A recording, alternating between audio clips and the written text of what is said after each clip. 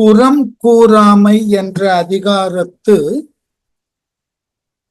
185வது குறட்பாவினை தொடங்க வேண்டும். அறம் சொல்லும் நெஞ்சத்தான் அன்மை புறஞ்சொல்லும் புன்மையால் காணப்படும். இந்த அறம் சொல்லும் நெஞ்சத்தான் அன்மைனாக்க, ஒருவன் அறம் நல்லது என்று சொல்லிக் கொண்டிருக்கிறான்.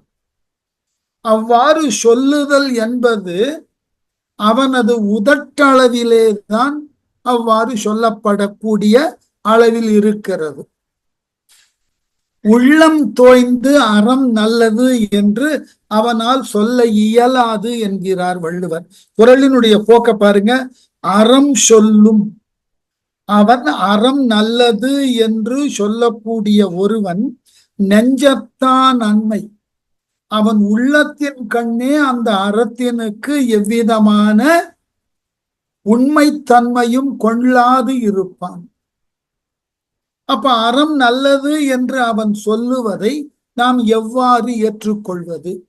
உள்ளத்தளவிலே அறம் நன்மை என்று கருதாமல் உதட்டளவிலே அறம் நல்லது என்று எவனேனும் ஒருவன் சொல்லுகிறான் என்றால் அவனால் சொல்லப்பட்டதை நாம் ஏற்கக்கூடாது என்று எப்படி தெரிந்து கொள்ள முடியும் என்றால், புறம் சொல்லும் புன்மையால் காணப்படும். அவன் புறம் கூறுதற்கு உரியவனாக, புறம் கூறுதல் என்கின்ற புன்மையான செயலை, இழிவான செயலை செய்பவனாக இருக்கக்கூடியவனாக இருந்தால் அவனால் வாயளவில் தான் அறத்தை நல்லது என்று சொல்ல முடியுமே ஒழிய மனத்தளவினால் சொல்ல இயலாது. காரணம், புறம் கூறுதல் என்கின்ற இழிவான உணர்வு அவன் மனத்தினுள் இருக்கின்றபடியால் அவனால் அறம் நல்லது என்று மனத்தளவிலே ஏற்றுக்கொள்ள முடியாது. வாயளவில் வேண்டுமானாலும் சொல்லலாம். இது நிறைய பேர்கிட்ட பார்க்கிறோம். உதட்டளவுல பலவற்றை சொல்லுவார்கள். உள்ளம் தோய்ந்து அதனோடு அவர்களுக்கு ஏதாகிலும் ஒரு ஈடுபாட்டோடு சொல்லுகிறார்கள்னா சொல்ல மாட்டார். என்ன காரணம் என்றால், மனத்தினுள்ளே அவர்களுக்கு வஞ்சம் இருக்கிறது, மனத்தினுள்ளே புல்லிய குணங்கள் இருக்கின்றன. அந்த புன்மையான குணங்கள் இருக்கின்ற வரைக்கும் அவர்களால் மனம் ஒப்பி எந்த ஒரு நல்லதையும் சொல்ல முடியாது. அது மனித இயல்பு. காரணம் என்னவென்றால், மனிதன் தன்னை நல்லவனாக காட்டிக்கொள்ள முனைகிறான். அவ்வாறு காட்டிக்கொள்ள முனைவதினால் உலகியலிலே எவைகளெல்லாம் நல்லது என்று அறிஞர்களும் அறவோர்களும் சொல்லுகிறார்களோ அதனை தானும் சொல்லுகிறான் சொல்லளவில். ஆனால் உளம் தோய்ந்து அதை ஏற்றுக்கொண்டு இருக்கிறானா என்றால் இல்லை. இதைத்தான் வள்ளுவர் மிக தெளிவாக பேசுகிறார். அவன் அறம் சொல்லுதல் என்பது உள்ளத்திலிருந்து வரக்கூடிய ஒன்று அல்ல, அது நெஞ்சத்து அன்மை. அவன் உள்ளத்தினுக்கு அதன் கண் ஈடுபாடு இல்லை. இதை எவ்வாறு அறிந்து கொள்ளுதல் என்றால், அவனிடம் புறம் சொல்லுதல் என்கின்ற ஒரு கீழான குணம் இருக்கின்றது என்றபடியால் அதை கொண்டு நாம் உணர்ந்து கொள்ளலாம். அவனால் சொல்லப்படக்கூடிய அறம் யாவும் உதட்டளவில் தான் இருக்கின்றனவே ஒழிய உள்ளம் தோய்ந்த ஒன்றாக இருக்காது. இருந்திருந்தால் அவன் புறம் சொல்லுவதை தவிர்த்திருப்பான். ஆகவே புறம் சொல்லுவதை தவிர்க்காமல் எவன் ஒருவன் அறம் நல்லது என்கின்றானோ அவன் போலியானவன். அவனால் சொல்லப்படுவதை ஏற்காது. சொல்லிட்டு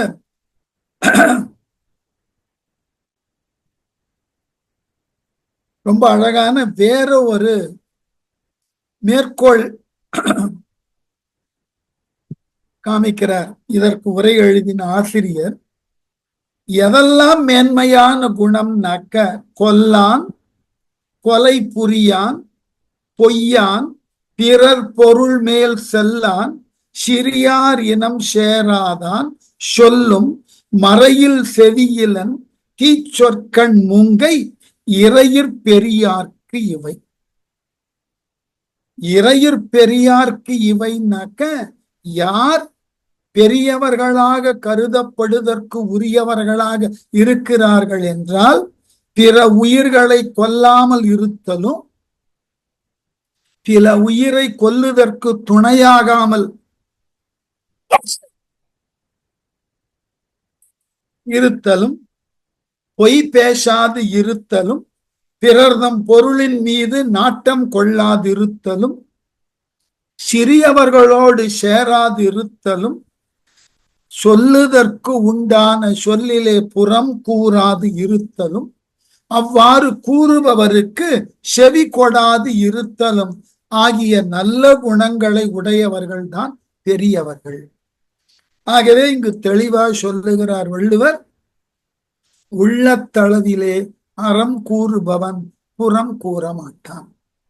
உதட்டளவிலே அறம் கூறுபவன் புறம் கூறுபவனாய் இருந்தால் அவன் போலியானவன். அடுத்து, திறன் பழி கூறுவான் தன் பழி உள்ளும் திறன் தெரிந்து கூறப்படும். இந்த ஒரு குறள் போதும். இந்த ஒரு குறளை நம் வாழ்நாளிலே பின்பற்ற தொடங்கினோம் என்றால் உலகத்துல பெருவாரியான கலகங்கள் இல்லாமல் போகும். வள்ளுவத்துல 1330 நாம ஏற்றுக்கொள்ள வேண்டும், முடியுமா தெரியாது. இது போன்றதாகிய ஓரிரு குறள் இல்லை, இது ஒன்றே போதும். எப்படி? பிறன் பழி கூறுவான், பிறன் ஒருவனது தவறை அவன் இல்லாத பொழுது புறமாக சென்று எவனேனும் ஒருவன் கூறுவதாக இருந்தால், தவறு செய்கிறான் ஒருவன் என்றால் அவன் தவற நேரடியா சொல்லு, நீ செய்தது தவறு. மாறாக அவன் செய்த தவற அவன் இல்லாத பொழுது பிறர் மாட்டு ஒருவன் எடுத்து சொல்லுகிறான் என்றால் தன் பழியுள்ளும் திறன் தெரிந்து கூறப்படும். தன் பழி பலவற்றுள்ளும் உழையும் திறமுடையவற்றை தெரிந்து அவனால் கூறப்படும். அப்போ பிறரது பழியை கூறக்கூடிய நிலையிலே நீ இருக்கிறாய் என்றால் உன்னால் மேற்கொள்ளப்பட்ட செயல்களிலே இதுகாரும் விளைந்திருக்கக்கூடிய பழியை சொல்வதற்கு உனக்கு ஆற்றல் இருக்கிறது என்று பொருள். அதையே சொல்ல மாட்டேன்ற. மற்றவர்கள் செய்த தவறையெல்லாம் சொல்லுவதற்கு உனக்கு ஒரு ஆற்றல் இருக்கிறது. அவைகளை துருவி துருவி ஆராய்ந்து இது குற்றம் இது தவறு என்றெல்லாம் சொல்லுகிறாய் என்றால் உன்னால் செய்யப்படக்கூடிய எல்லா செயல்களிலும் பொதிந்துள்ள குற்றத்தை நீ உணர்ந்திருப்பாய் அல்லவா? அதை ஏன் வெளியே சொல்லாமல் இருக்கிறாய்? அதையும் நீ சொல்லுவதாக இருந்தால் உலகத்துல தவறே நடக்காது. ஏற்கனவே நான் சொல்லி இருக்கேன், மனித சுபாவம் எது என்றால் ஒரு தன்மைத்தான குற்றத்தை ஒருவன் தான் செய்கின்ற பொழுது அதனை சரி என்று வாதிடும் வழக்கறிஞனாக பேசுகிறான். அதே தவறை அடுத்தவர் செய்கின்ற பொழுது அது தவறு என்று நீதி வழங்கக்கூடிய நீதிபதியாக மாறுகிறான். செயல் ஒன்றுதான்.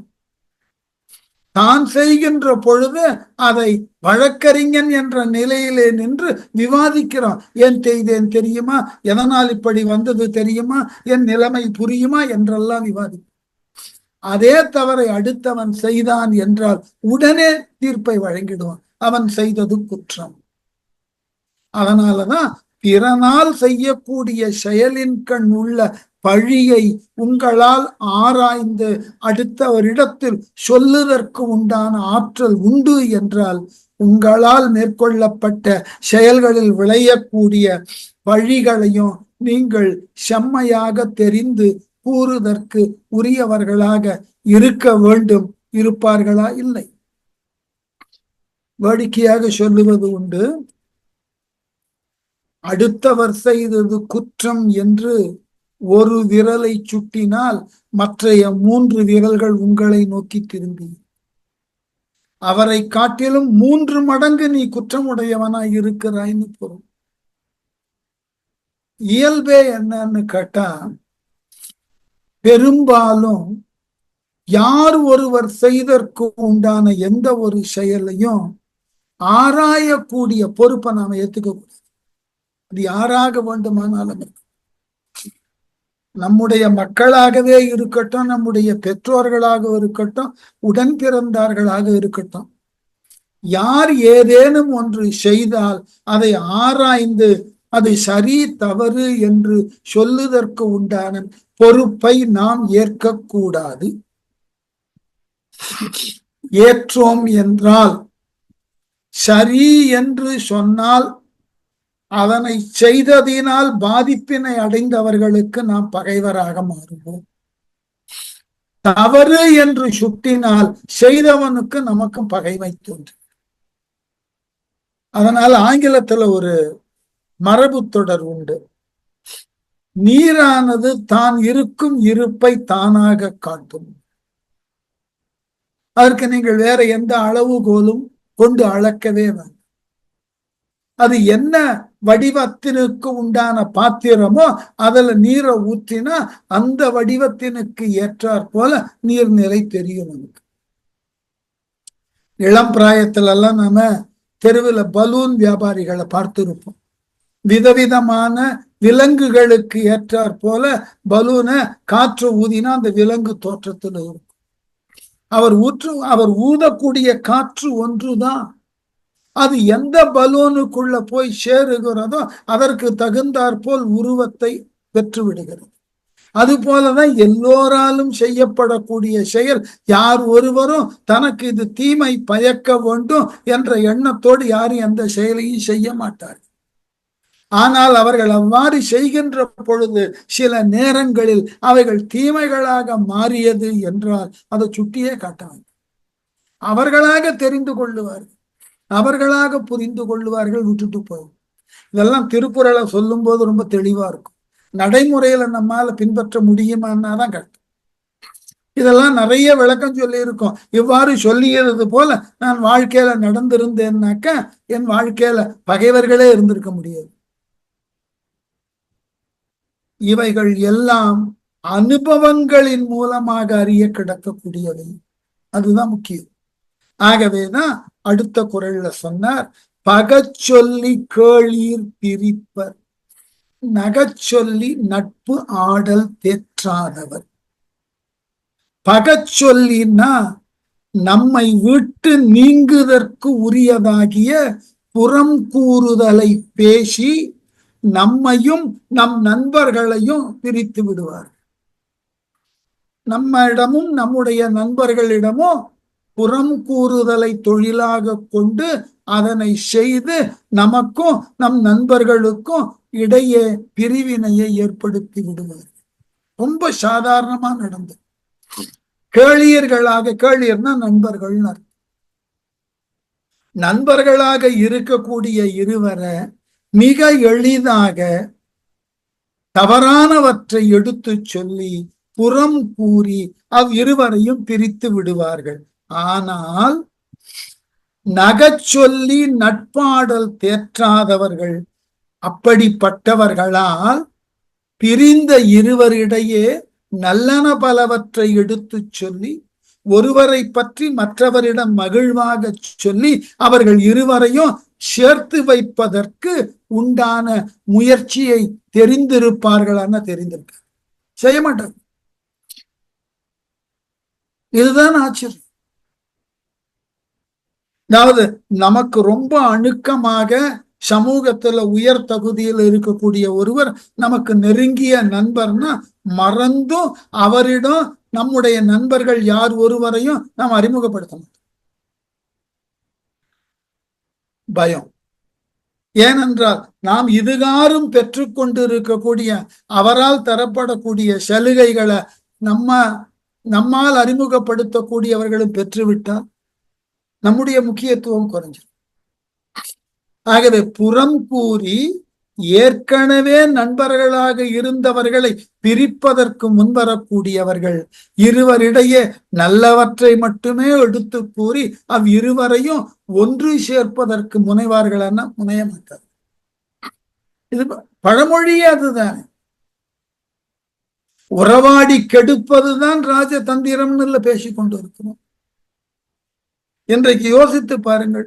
அரசியலாகட்டும், தொழிற்சாலைகளாகட்டும், வணிக நிறுவனங்களாகட்டும், எல்லா இடங்களிலும் போட்டியாளர்கள் உண்டு. அந்த போட்டியாளர்களை ஏதாயிலும் ஒரு விதத்துல புறம் கூறுதலின் வழி நின்று ஒருவரை ஒருவர் வெல்ல பார்க்கிறார். நம்ம ஆங்கிலத்துல சொல்றோம் இல்லையா, கட் த்ரோட் காம்படிஷன். அது எவ்வாறாகிலும் அடுத்தவனுடைய வாணிகத்தை படுக்க வைக்க, அதற்கு என்னெல்லாம் பகை சொல்லுதலோ அத்தனையும் சொல்லு, தேவையில்லாதனவற்றை எல்லாம் சொல்லி பிரிச்சு. ஆனால் இருவர் இடையே ஒரு அழகான நட்பை உருவாக்குவதற்கு உரிய மகிழ்ச்சியான நிகழ்வுகளை சொல்லி அவர்கள் இருவரையும் நாம சேர்த்து வைக்க முடியுமா என்றால் அதற்குண்டான முயற்சியில் யார் ஒருவரும் ஈடுபடுவதே இல்லை. அதான் ஆச்சரியம் உலகத்தில். ஏற்கனவே பார்த்தோம், மனித வாழ்க்கை என்பது ஒருவரை ஒருவர் சார்ந்து இருப்பது. நேற்றைய திருமந்திரத்துல கூட அதை தான் பேசி, நாம் தனிப்பட்ட முறையில இந்த உலகத்துல வாழ முடியாது. அதற்காக இந்த உலகம் படைக்கப்படலை.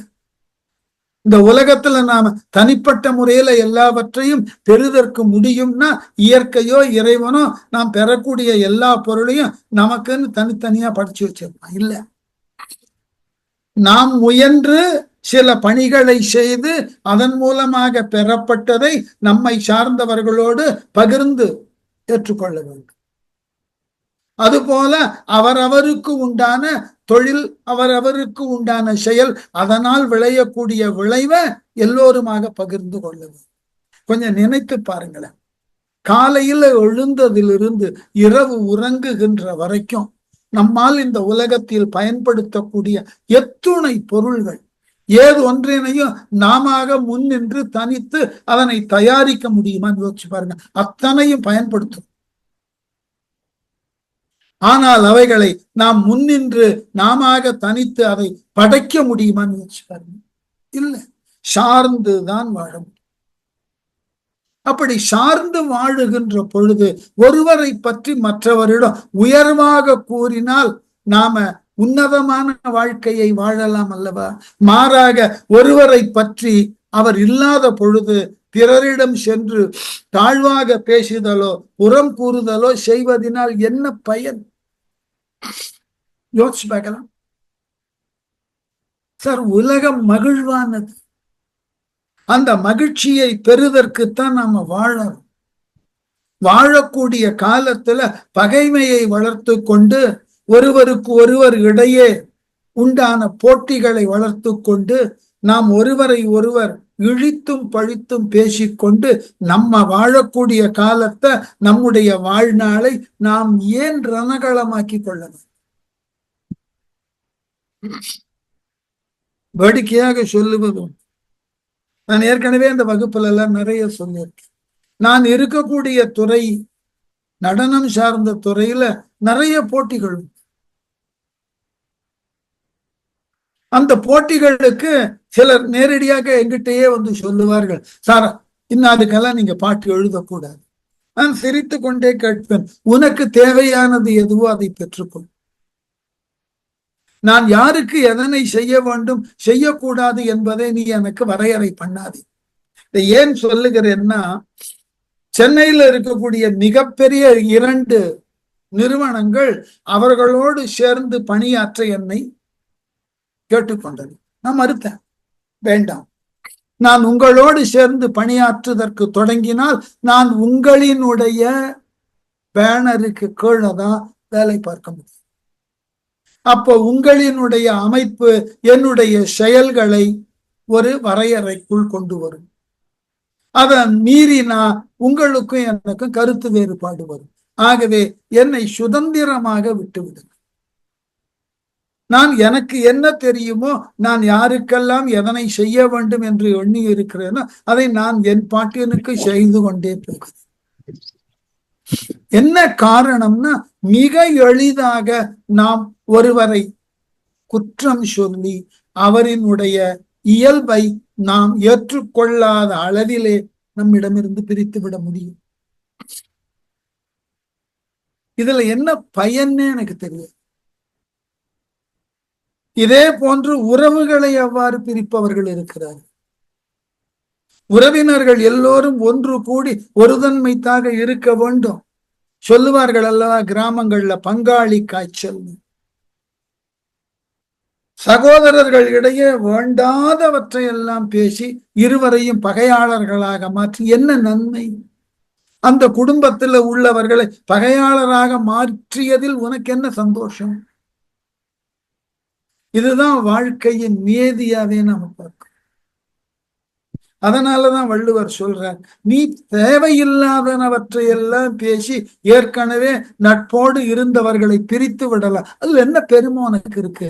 மாறாக நல்லனவற்றை சொல்லி இருவரை சேர்த்து வைத்து பாரு.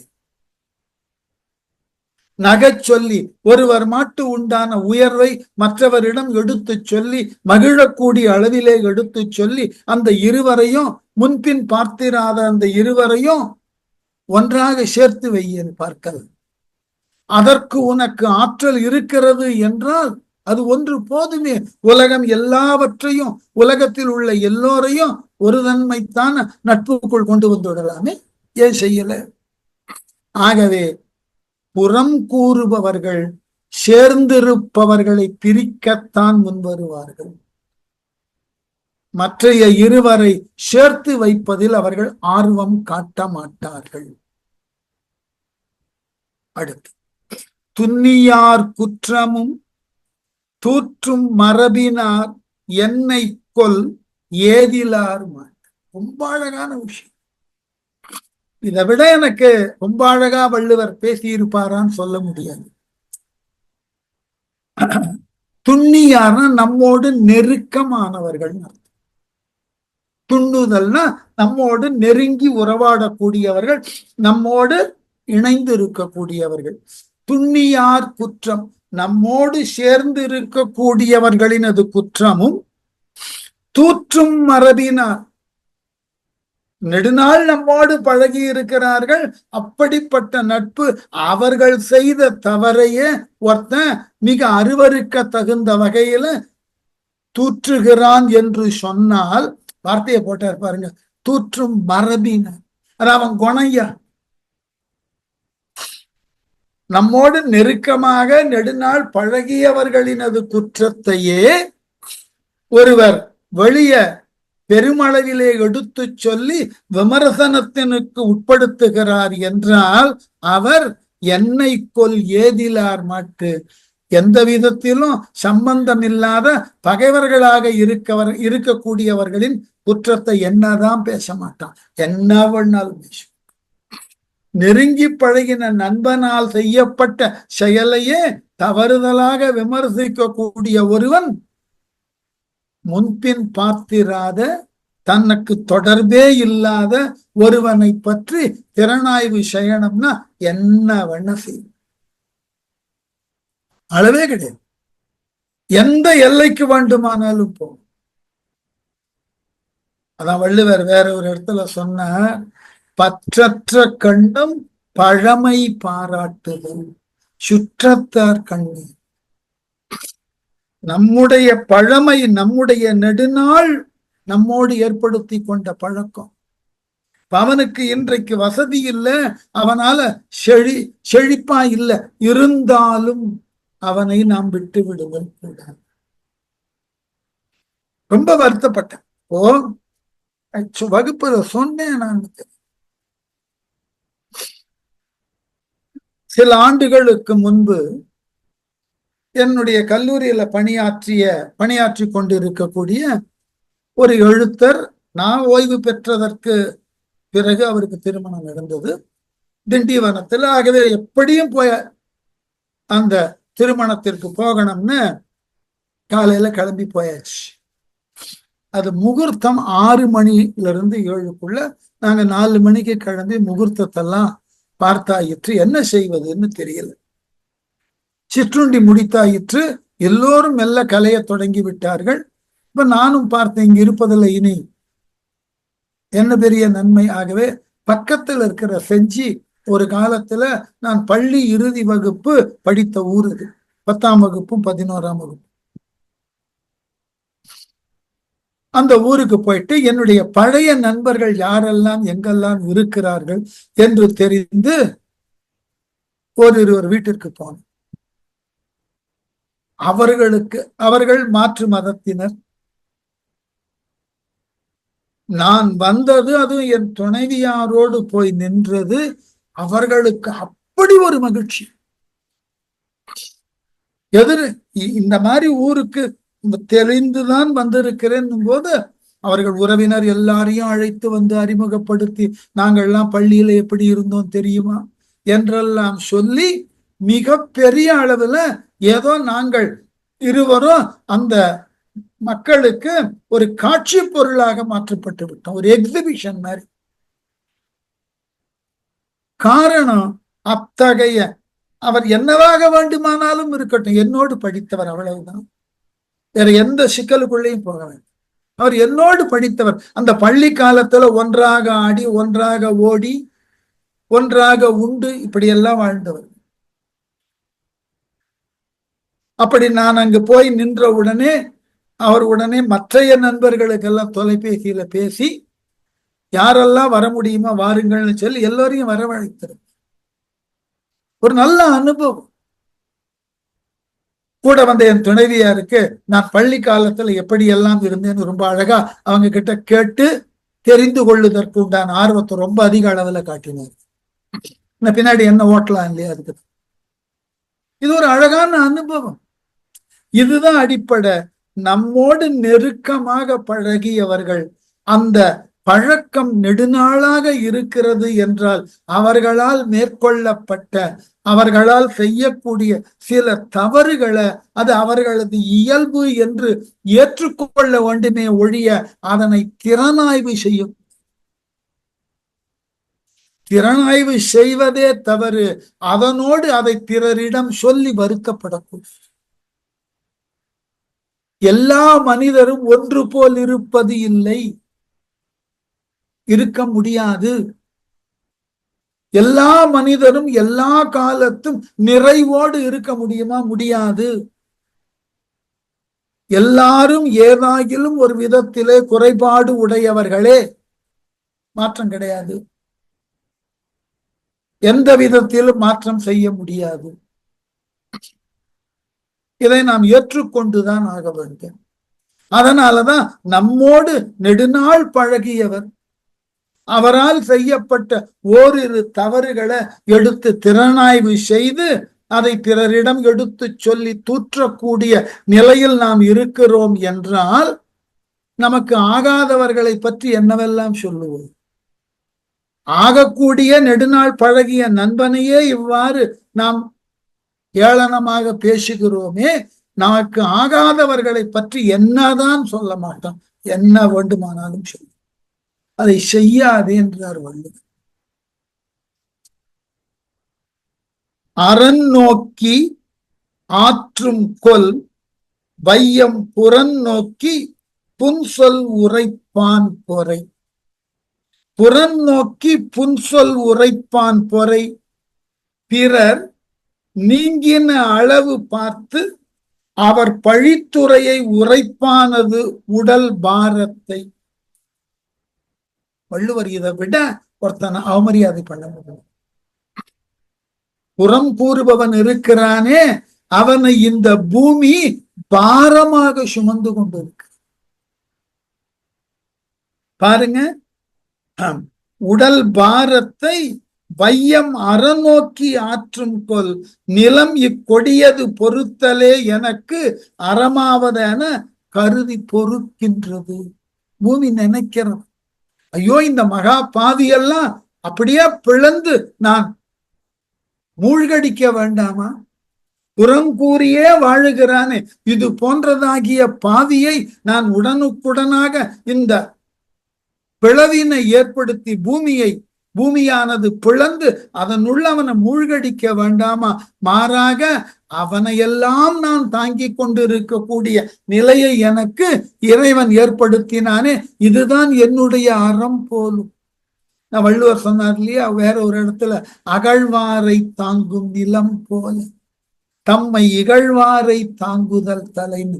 நிலம் நினைச்சு பார்க்கிறவன் இவ்வாறு புறம் கூறி வாழுகிறானே, இவனது வாழ்க்கைய நம்மால முடிக்க முடியலையே, இவனையும் தாங்கிக் கொண்டு நான் இன்னமும் இருக்கிறேனே, இது எனக்கு விதிக்கப்பட்ட விதி போதும். இது போன்றதாகிய தவறானவர்களையும் நான் தாங்கி வைத்து நிற்க வேண்டி இருக்கிறது என்று நிலம் கவலை கொள்ளுகிறது. உலகத்துல ரொம்ப பொறுமையானது பூமி தான். அதனால்தான் எல்லா கலையில இருக்கிறவர்களும் பூமியை தவறுதலாக பயன்படுத்துகிறோமோ என்ற கவலையில அந்த பூமியை வணங்கிதான் தங்கள் பணியை தொடருவார். வள்ளுவர் பல இடங்கள்ல சொல்றார், நிலக்கு பொறைன்னுவர். இவ்வாறு இருத்தல் வையத்தை காட்டிலும் பெரியது என்பார். ஏனென்றால் நிலமானது அவ்வளவு பொறுமையோடு இருக்கு.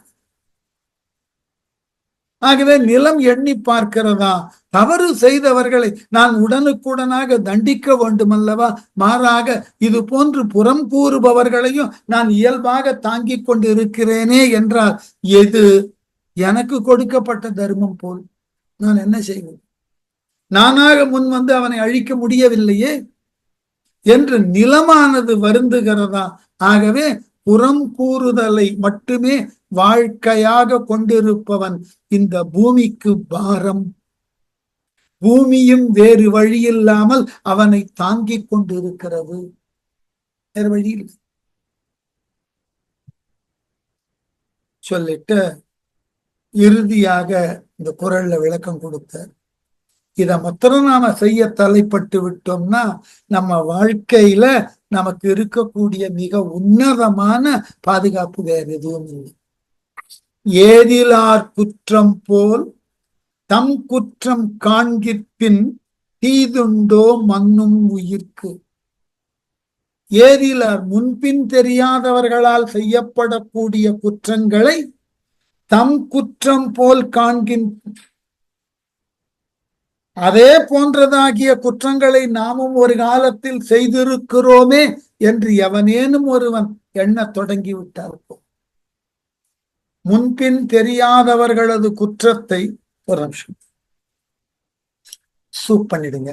உருளைக்கிழங்கு போட்டு கறி, பிசி வேகம், முருங்கைக்காய் மேலேயே வச்சிருக்க, மற்ற காய்கறி ஃப்ரிட்ஜில் இருக்கு.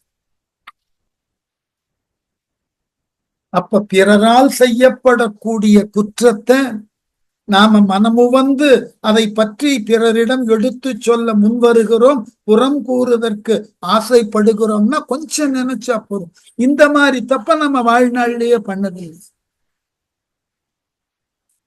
என்று ஒவ்வொருவரும் சிந்திக்க தலைப்பட்டார். நான் வேடிக்கையாக சொல்றது உண்டு. எல்லாரும் பள்ளி காலத்துல எத்தனை பேர்லாம் தவறு பண்ணி இருப்பீர்களோ தெரியாது, தவறு பண்ணாமல் இருக்க முடியாது. நான் ஒரு முறை ஒரு ஆசிரியர்கிட்ட கேட்டேன். என்னுடைய தமிழ் ஆசிரியர் நடராசன் இருந்தார். நான் தமிழ் துறைக்கு தமிழ்ல ஆர்வம் காட்டுவதற்கு எனக்கு மிகப்பெரியதோர் ஈடுபாட்டை ஏற்படுத்தியவர் அவர்தான். நான் 10ஆம் வகுப்பு 11ஆம் வகுப்பு படிக்கின்ற காலத்தில் அவர்தான் எனக்கு தமிழ் ஆசிரியர். ரொம்ப தெளிவான தமிழ்ல பேசுவார், அற்புதமான மனிதர். அவரை பற்றி 2 விஷயம் சொல்லணும். முதல் விஷயம், அவர்தான் எனக்கு தமிழ் ஆர்வத்தை ஊட்டினவர்.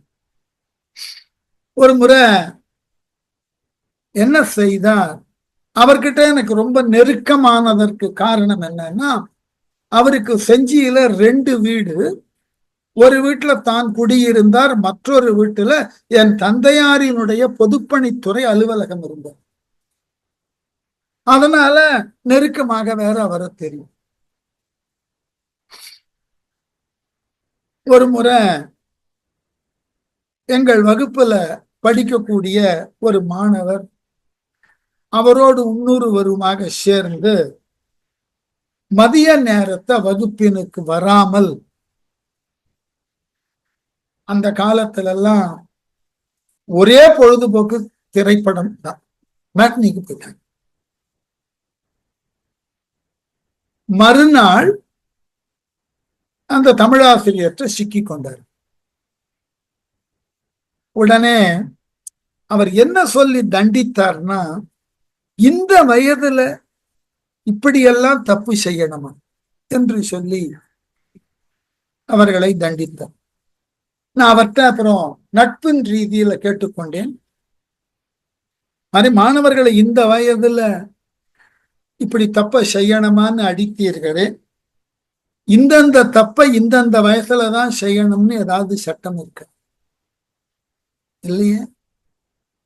இந்தந்த தவறை இந்தந்த வயதில் செய்யலாம் அப்படின்னு சட்டம் வச்சிருக்கோமா? இல்லை. தவறு என்பது அவரவருடைய அறியாமையினால் விளைவது தானே. அப்ப அவருக்கு ஏன் கோபம் வந்ததுன்னா, நான் வேடிக்கையாக சொன்னேன் அவர்கிட்ட, இந்த மாணவனை போல் நீங்கள் உங்கள் மாணவ பருவத்துல இது போன்றதாகிய தவறை செய்தற்கு உங்களுக்கு வாய்ப்பு கிடைக்கல போல இருக்கு. அதனாலதான் அந்த வாய்ப்பு பெற்றவர்களை பார்த்து இப்படி பேசி தண்டிக்கிறீர்களான்னு சிரிக்க ஆரம்பிச்சு. அப்பதான் இந்த திருக்குறள் எனக்கு சொன்னார், வள்ளுவன் ஏதோ வேடிக்கையாக சொல்லுகிறான்னு நினைக்கிறேன் அப்படின்னு இருந்த காலம் போல இந்த ஏதிலார் குற்றம்ன்ற இந்த சொல்ல இப்பதான் எனக்கு புரிஞ்சிக்க முடிகிறது. முன்பின் தெரியாதவனுடைய தவற நாம பார்த்த மாத்திரத்துல விமர்சனம் பண்ண ஆரம்பிச்சோம். ஆனால் அந்த தவறை அவன் ஏன் செய்தான், அது போன்றதாகிய தவற நம்ம வாழ்நாள்ல செய்ததே கிடையாதா என்று யார் ஒருவரும் ஆறு அமர சிந்திப்பதில்லை. நல்லா கல்லூரியில இருந்த பொழுது எந்த ஒரு மாணாக்கனையும் ஒருமையில கூப்பிட்டது கிடையாது. அதை என்னுடைய மாணாக்கர்களே கேட்பார்கள், ஏன பாரு நீங்கள் எங்களை ஒருமையில கூப்பிடல. உதாரணத்துக்கு ஒரு மேற்கோள் சொல்றேன். சில ஆண்டுகளுக்கு முன்பு அமெரிக்க ஐக்கிய நாடுகளுக்கு சென்ற பொழுது அங்கு ஒரு கூட்டத்துல பேசுவதற்குண்டான வாய்ப்பு கிடைத்தது. பேசி முடிச்சுட்டு நான் வீட்டுக்கு வந்துட்டேன். சென்னைக்கே வந்தேன். வந்ததன் பிறகு சில நாள் கழித்து ஒரு மின்னஞ்சல் வந்திருந்தது எனக்கு. அதுல என்னுடைய மாணாக்கர் தன் பெயரை போட்டு, என்னை உங்களுக்கு நினைவு இருக்கிறதா, நீங்கள் அமெரிக்க ஐக்கிய நாட்டில் இந்த இடத்தில் பேசுகின்ற பொழுது நானும் இருந்தேன், நான் உங்களை சந்திப்பதற்கு உண்டான முயற்சியில ஈடுபடுவதற்கு முன்பாக நீங்கள் தங்கியிருந்த இடத்திற்கு சென்று மறுநாள் ஊருக்கு கிளம்பி விட்டதாக செய்தி வந்தது. அவர் நினைவு இருக்கிறதா, இவ்வளவுதான் கேட்டிருந்தார்.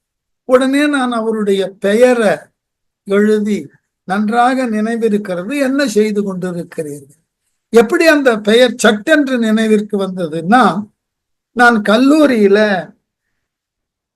பணியாற்ற தொடங்கின பொழுது சென்னையில முதல் நாள் முதல் வகுப்பு கணிதத்துறையில போய் வகுப்பெடுக்க நிற்கிறது, பிஎஸ்சி மேத்தமேட்டிக்ஸ். அந்த பிஎஸ்சி மேத்தமேட்டிக்ஸ்ல முன் வகுப்பு என்னவாக இருக்கும்னாக்க, அவர்களினுடைய அலையடு வகுப்புக்கு பிரிஞ்சிருப்பார்கள். மேத்தமேட்டிக்ஸ்ல சில பேருக்கு பிசிக்ஸ் அலைடா இருக்கும், சில பேருக்கு ஸ்டாட்டிஸ்டிக்ஸ் அலைடா இருக்கும். அந்த அலைடு வகுப்புக்கு போயிட்டு அடுத்தது தமிழ் வகுப்புன்னும் போது அவரவர் வகுப்புல இருந்து எல்லாரும் ஒன்று சேர்ந்து என் வகுப்புல வந்து அமருவார்கள். முதல் வகுப்பு சரி, வந்த உடனே ஒவ்வொருவருடைய பேரெல்லாம் கேட்டு தெரிந்து கொண்டு நல்ல ஒரு அணுக்கமான சூழலையை உருவாக்கி கொண்டிருந்தோம். அப்போ ஒரு மாணவர் வந்தார், பாருங்கள் உங்கள் பேர் என்ன. ரொம்ப அழகா கிருஷ்ணன் அப்படி. உடனே நான் சிரித்து கொண்டே கேட்டேன், பரவாயில்ல, இந்த வகுப்புல மாணாக்கர்களுக்குத்தான் பாடம் நடத்தணும்னு நினைச்சேன், மாறாக சுயம்புவாக தோன்றி இருக்கக்கூடிய தெய்வங்களுக்கு கூட பாடம் நடத்துவதற்கு எனக்கு வாய்ப்பு கிடைத்திருக்கிறதுன்னு சும்மா இயல்பாக ஒரு நகைச்சுவைக்காக பேசினேன். உடனே அவர் கேட்டார், சார் என்னையா சுயம்பு என்றீர்கள்? ஆமா. ஏன் சார்? நான் சொன்னேன், உங்கள் பேர் என்னன்னு கேட்டா உங்களினுடைய முன் எழுத்து இன்ஷியலை சொல்லி அல்லவா சொல்லணும். நீங்கள் இந்த உலகில் வருவதற்கும் இது போன்றதாகிய கல்வி சாலையில கல்வி பெறுவதற்கும் அடிப்படையானது உங்கள் தந்தை அல்லவா. அதனால அவரினுடைய பெயரை முன்னாக வைத்து சொல்லுதல் தானே மரபு. அதை விட்டுட்டு நீங்கள் கிருஷ்ணன் என்று உங்கள் பெயரை மட்டும் சொன்னால் அப்போ நீங்கள் தான் தோன்றியாகத்தானே இருக்கணும். அது அவர் பெரிய அளவில் பாதித்தது போல இருக்கிறது. அதுக்கப்புறம் அவர் சொன்னார், என் குழந்தைகளுக்கு இதனை நான் கற்றுத்தந்திருக்கிறேன், எப்பொழுது உன் பெயரை கேட்டாலும் தந்தை பெயரை சொல்லி என்றார். இதை ஏன் சொல்லுகிறேன்னா, நானும் சில நேரங்கள்ல பெயர் என்னன்னு கேட்டா இயல்பா என் பெயரை சொல்லிட்டு போயிடும், ரகுராமன் முடிச்சுட்டு போயிடும். நானும் சில நேரங்கள்ல சொல்லக்கூடிய அவசரத்துல முன்னெழுத்து சொல்லாமல் போயிருக்கு.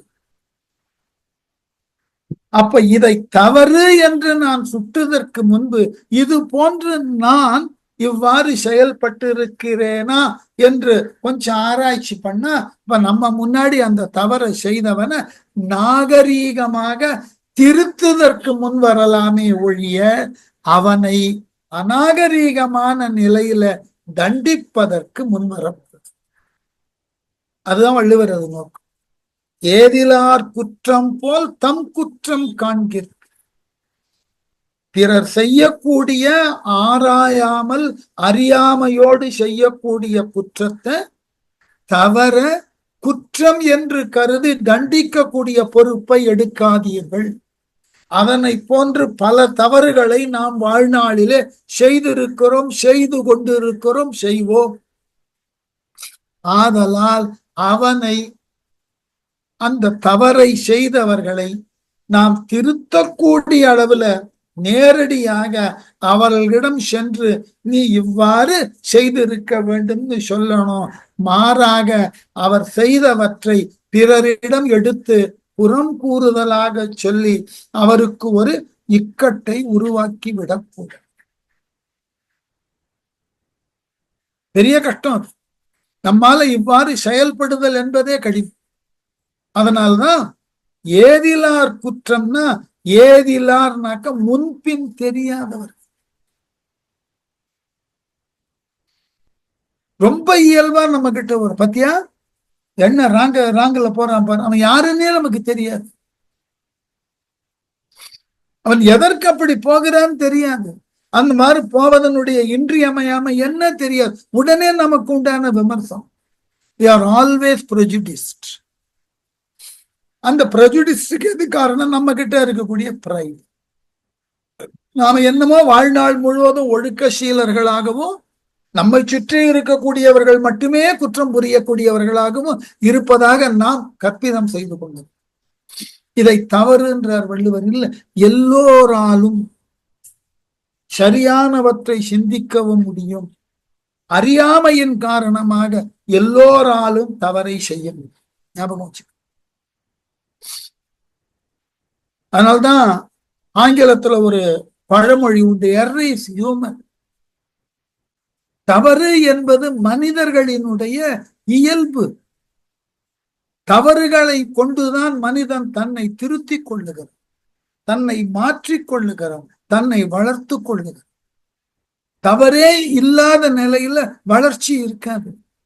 நீங்கள் தவறை கண்ட பிறகுதான் அதை சரி செய்வது எப்படின்னு யோசிக்க ஆரம்பிக்கும். எல்லா அறிவியல் கண்டுபிடிப்புகளும் தவறிலிருந்து தான் சரியானதற்கு வந்தது. ஞாபகம் வச்சுக்கோ. இந்த அடிப்படையை புரிந்து கொண்டு விட்டோம் என்றால் நாம் யார் ஒருவரை பற்றியும் எந்த சூழ்நிலையிலும் புறம் கூறுதலை செய்ய மாட்டோம். அப்படி இருந்து விட்டோம்னா இந்த உலகம் போன்றதொரு அழகான இடம் உலகத்தில், வையத்தில் அல்லது யூனிவர்ஸ்னு சொல்லக்கூடிய வெளியில் ஏதும் இல்லை. இதுவே அழகு.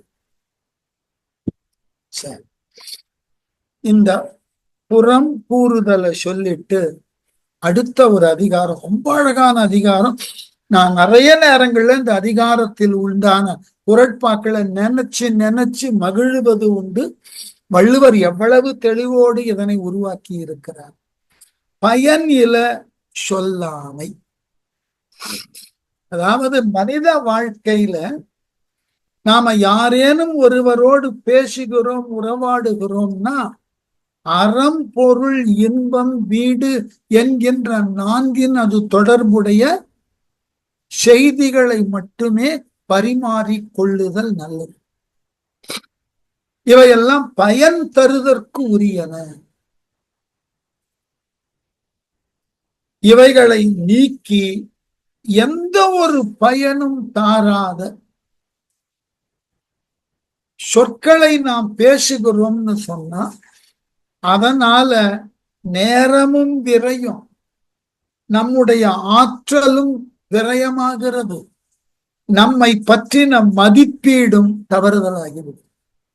கொஞ்சம் யோசிச்சு பாருங்க. சம்பந்தமே இல்லாமல் எந்த விதத்தினுக்கும் உபயோகப்படாமல் நாம் ஏதாயிலும் ஒன்றை பேசிக்கொண்டு இருக்கிறோம்னு கேட்டா இந்த வகுப்புல இருக்கக்கூடிய ஒரு சிலர் அதை உணர்ந்திருப்பார்கள் நினைக்கிறேன். இது என் துணைவியார் சொல்லிதான் எனக்கு தெரியும். அதனால என் துணைவியாருடைய சகோதரியும் வகுப்புல இருக்கிறதுனால அதை அவர்கள் ஒற்றுக்கொள்வார்கள். என்னுடைய மாமனார் என்ன சொல்லுவாராம், யாரேனும் பேச தொடங்குகின்ற பொழுது அப்ப என்ன சொல்றேன்னா, எதற்கு அந்த சொல்லை வீணாக பயன்படுத்துகிறாய்? சொல்ல வந்ததை நேரடியாக தொடங்கு, அதற்கு உண்டான முன் ஒட்டுகள் எல்லாம் எதற்குன்னு. இப்ப உன்னிடம் ஒரு தெளிவு இருக்கிறது என்றால் எதனை சொல்ல வருகிறாயோ அதை அப்படியே முனைமுறியாமல் தொடங்கலாம். சொல்லுதலிலே தெளிவும் எதனை சொல்ல போகிறோம் என்கின்ற விளக்கமும் இல்லாத பொழுதுதான் நீ சில தேவையில்லாத சொற்களை எல்லாம் உன் பேச்சிலே கையாளுவாய். பல பேர் மேடையில ஏறி நின்று கொண்டு நான் பேச எடுத்துக்கொண்டது என்னவென்றால், நான் எதை பற்றி, அதுதான் நீ எதை பற்றி பேச போகிறாய் என்பதை அச்சடித்து அழைப்பிதழில் போட்டாயிருக்கேன். அப்ப எதற்கு அதை மீண்டும் மேடையில சொல்லணும்? இதற்கெல்லாம் அதே மாதிரி சிலர் பேசுகின்ற பொழுது நான் இந்த விழாவினுக்கு தகுதியானவனே இல்லை, ஆயினும் என்னை அழைத்திருக்கிறார்கள், தெரிஞ்சு போச்சு இல்ல தகுதி இல்லைன்னு ஏன் வந்த? மேடையில எந்த சூழ்நிலையிலும் அலங்காரம்ன்றதே தேவை. மனித பேச்சுக்கே அடிப்படாது அந்த அலங்காரம் கூட. ஆங்கிலத்துல சொல்றோம் இல்லையா, கால் த ஸ்பேட் அஸ் அ ஸ்பேட். சொல்ல வந்தத தெளிவா நேரிடையாக குழப்பம் இல்லாமல் சொல்ல தெரியவில்லை என்றால் சிந்தித்ததன் பிறகு வாயை திறக்கும். வாயை திறந்ததற்கு பிறகு சிந்திக்க, வாயை திறந்ததற்கு பிறகு சிந்திக்க ஆரம்பிக்கிறோம்னா நாம் உளரத் தொடங்குகிறோம். அதனால இந்த பயனில சொல்லுதல் ரொம்ப ஆபத்தானது. பொய், குரலைன்னா தெரியும், இல்லாததை சொல்லுதல், கடுஞ்சொல், பயனில் சொல்லன வாக்கின் கண் நிகழும் பாவங்கள் 4. எப்படி? பொய் பேசுறது ஒரு பாவம், குரலை புரட்டு பேசுதல் பாவம், கடுஞ்சொல் இனிமையாக பேசாது கடுமையான சொற்களை பேசுதல் பாவம், அதே போல பயன்பாடு இல்லாத சொற்களை பேசுதல் பாவம். ஆகவே இந்த 4னையும் கடியணும், நீக்கணும். அதுக்கு பதிலாக முன்னாடி சொன்ன 3 இருக்கு பாருங்க. கடுஞ்சொல் இனியவை கூறுதலின் மூலமாக நீக்கணும். குரலை சொல் புறம் கூறாதே என்ற நீதியின் மூலமா நீக்கிடலாம். அதுக்கப்புறம் பொய்னா வாய்மையின் மூலமா விளக்கிடலாம், நீக்கிடலாம். ஆனா பயனில்லை சொல்லாம எதன் மூலமாக நீக்குவது? அதனால் வரக்கூடிய கேட்ட சொல்லிதான் விளக்கம், அதனால் விளையக்கூடிய கேடு. ஆகவே பயனில் சொல் இதனால் விளக்குகின்றார். எதனால? மற்றதற்கு எல்லாம் மாற்று இருக்கு. குறளையை தவிர்க்க புறம் கூறாமைன்னு எழுதினார். பொய்யை தவிர்க்க வாய்மைன்னு எழுதினார். அதே போல கடுஞ்சொல்லுக்கு நேர் எதிராக இனியவையை பேசுன்னு எழுதினார் வள்ளுவர். ஆனா இந்த பயனில சொல்லாமைக்கு பயனுடைய சொல்லை சொல்லுன்னு எழுதல. ஆகவே இது அப்படியே எடுத்துக்கணும். சொல்லுவதை பயன் உடையதான சொற்களை கொண்டு பேசு. இல்லை என்றால் உன்னால் பேசப்படக்கூடிய சொற்கள் உன்னை மதிப்பீடு செய்யும். ஞாபகம். ஒருவரால் பேசப்படக்கூடிய சொல் அது உணர்த்தக்கூடிய பொருளையும் காட்டும், அதை சொன்னவனது தகுதியையும். நான் வேடிக்கையாக சொல்லுவது உண்டு, சில பேருக்கு அந்த அனுபவம் ஏற்பட்டது. இப்ப நான் ஆய்வுத்துறையில இருக்கேன் இல்லையா, அதனால ஆய்வுத்துறையில ஆய்வுக்காக வரக்கூடிய மாணாக்கர்கள் 3 ஆண்டுகள்ல ஓராண்டு அந்த ஆய்வு தொடர்பான பல நூல்களை எல்லாம் படிக்க சொல்லுவேன். படிப்பார்கள், குறிப்பெடுப்பார்கள். அதன் பிறகு அவர்களுடைய ஆய்வுக்கு உண்டான இயல்களை பிரித்து முதல் இயலை எழுதி வாங்குவோம். முதல் கேள்வி கேட்பார்கள், எத்துணை பக்கம் எழுதி வர வேண்டும். நான் சிரித்து கொண்டே சொல்லுவேன், உன்னால் எவ்வளவு பக்கம் எழுத முடியுமோ எழுதி. வரையறை வைத்துக் கொள்ளாது. 100 பக்கம் எழுதுவதாக இருந்தாலும் எழுதி கொண்டு நான் படித்து அவ்வாறு எழுதி கொண்டு வருவார்கள். வருகின்ற பொழுது அவர்கள் என்ன மனோநிலையில வருவார்கள் தெரியுமா? ஆசிரியர் கேட்டதற்கு ஏற்றாற் போல இந்த துறை பற்றின மிக மிக அதிகமான உழைப்பினை இட்டு மிக அற்புதமான ஒரு 100 பக்கத்திற்கு ஒரு கட்டுரையை எழுதி வந்து இருக்கிறது, என்னே நம்முடைய திறமைன்னு ஆர்வத்தோட வந்து காட்டுவார்கள். அதை நான் படித்து கொண்டே வந்து பக்கம் பக்கமா அடிப்பேன். அவர்கள் கொடுத்த 100 பக்கத்துல 5 பக்கம் பொருளோடு தொடர்புடையது, அதையும் இப்படி மாற்றி எழுதினால்தான் சிறப்பாக இருக்கும்னு குறிப்பு கொடுத்தோம். அவர்களது முகம் அப்படியே வாடிப்போம். நாம் 100 பக்கம் எழுதி வந்தோம், 5 பக்கத்தோடையே இவர் முடித்து விட்டாரே, மற்றதெல்லாம் தவறு, மீண்டும் எழுதிதான். அடுத்த முறை இன்னும் கொஞ்சம் முனைந்து பாடுபட்டு எழுதி வருவார்கள். அதை திருத்துவேன். எதை? முதல் இயலையே. 2வது முறை எழுதி வரும்போது அவர்கள் கொடுத்த ஒரு 80 பக்கம் 90 பக்கம் இருக்குன்னா 2வது முறை எழுதினதுல அதுல ஒரு 60ல இருந்து 65 பக்கம் அடிக்கும். இப்படி 4-5 முறை திருத்துகின்ற பொழுது அவர்களுக்கு ஒரு வருத்தமே வந்துடும். கேட்பார்கள், ஐயா நாங்கள்லாம் ஆராய்ச்சி கட்டுரை எழுதுறதுக்கு லாயக்கே இல்லையா, இப்படி அடிக்கிறீர்கள், சொல்லுவதை செய். அவ்வளவுதான் பதில். 5வது முறை 6வது முறை செறிவாக ஒரு 30 பக்கத்துக்கு அவர்களால் எழுதப்பட்டிருக்கும். அதை பார்த்துட்டு இது சரின்னு அதோட நிற்க மாட்டேன். அவர்கள் முதல்ல எழுதி கொடுத்த 100 பக்க கட்டுரையோட இதையும் வச்சு நீங்களே இந்த 2 கட்டுரையும் படித்து பாருங்கள்.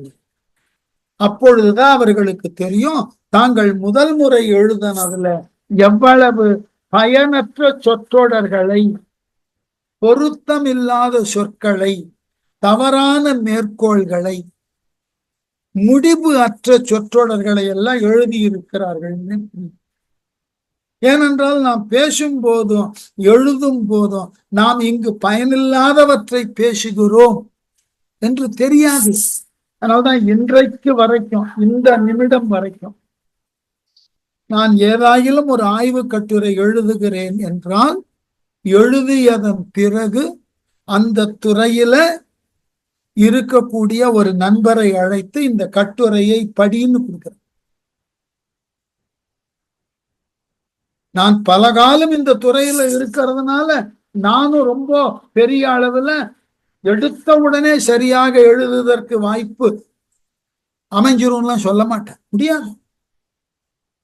அந்த நண்பர் படிச்சு பார்த்துட்டு அவர் மனம் போன போக்கில் திருத்துறது, இங்க சொல்லி இருக்கணும், இதை இப்படி சொல்லி இருக்கணும், திருத்துவார்.